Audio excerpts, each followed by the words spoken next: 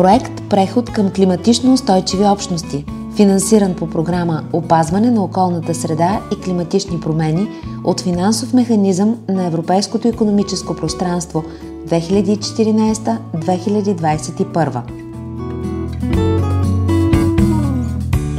Основната цел на проекта е да повиши капацитета на общинско ниво за оценка на стратегическите планове и програми, да подобри процесите по стратегическо планиране, мониторинг на изпълнението и прилагане на иновативни мерки и дейности за намаляване на емисиите от парникови газове, да се смекчат неблагоприятните последици от изменението на климата.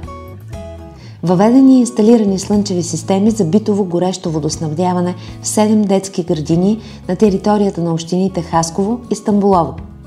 Комфортни и здравословни условия за децата в детските градини в селата Динево, Малево и Узунджово на територията на община Хасково и Голям извор, Жълти бряг, Силен и Лясковец в община Стамболово. Намаляване на потреблението на енергия в сградите. Прогнозирана икономия на електрическа енергия за една година над 2600 кВт за всеки обект. Намалени въглеродни емисии.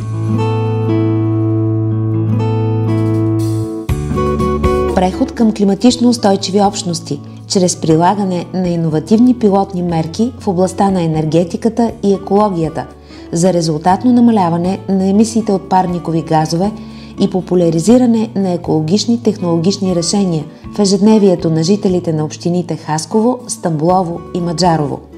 Работим заедно за зелена, конкурентна и включваща Европа.